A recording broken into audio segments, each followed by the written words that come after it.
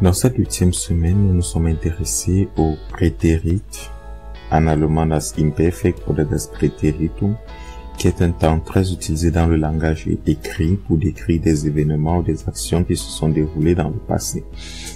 Notons ici qu'il correspond à l'imparfait en français ou au passé simple, et il est le temps de narration ou du récit.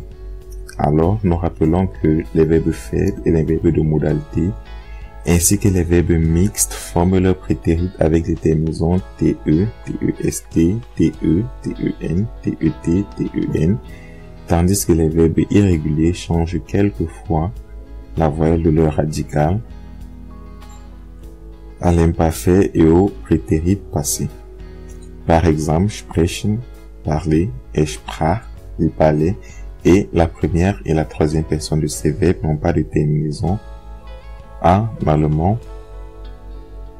À titre d'exemple, nous avons les verbes machen, machte, machtest, machte, öffnen, ich öffnete, du öffnetest, öffnete, können, ich konnte, du konntest, konnte, et dürfen, ich durfte, du durftest, durfte. Nous avons aussi abordé les notions de phrases subordonnées introduites par une conjonction et qui suivait la syntaxe suivante.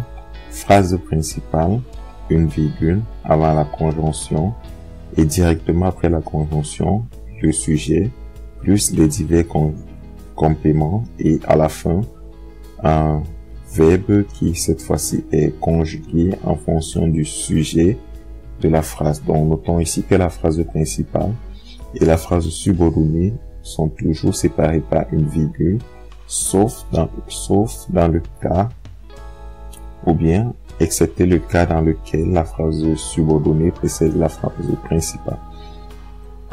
Quelques exemples pour expliciter cette syntaxe. Ich rufe, phrase principale, une virgule, pour séparer la phrase principale de la phrase subordonnée. Das du morgen kommen wirst, phrase subordonnée, notons ici la position du verbe conjugué en fin de phrase et notons aussi qu'il est conjugué en fonction du sujet de la phrase, dans ce cas, du. Et cette phrase signifie simplement, j'espère que tu viendras demain. Un autre exemple, ich bleibe im Bett, weil es draußen zu kalt ist. Je reste au lit parce qu'il fait trop froid dehors. Notons ici, ich bleibe im Bett, phrase principale, une virgule, pour séparer la phrase principale de la phrase subordonnée, la conjonction de subordination weil, qui rejette le verbe conjugué en fin de phrase, et ce verbe conjugué doit toujours être conjugué en fonction du sujet. Un autre exemple, kommen Sie etwas näher, damit ich Sie besser sehen kann. Nous avons la même syntaxe qui est employée, mais avec une autre conjonction de subordination d'ami qui, elle aussi, renvoie le verbe conjugué en fin de phrase et qui signifie simplement en français afin que ou bien pour que. Nous avons aussi Sie wissen nicht, ob kommt. Ils ne savent pas s'il vient. Notons toujours que la conjonction de subordination suit directement la phrase principale, mais est séparée de celle-ci par une virgule, et que le verbe conjugué reste toujours en fin de phrase. Dans l'expression « Kannst du mich mitnehmen, wenn du morgen im Büro fährst », nous disons « Peux-tu m'amener quand tu iras au bureau demain ?» Cette fois-ci, la phrase subordonnée est introduite par un pronom en V qui signifie un si conditionnel et qui aussi est une conjonction de subordination qui renvoie le verbe conjugué aussi en fin de phrase. Notons une fois de plus l'expression als klein war, trug keine Schuhe, quand il était petit, ne portait pas de souliers.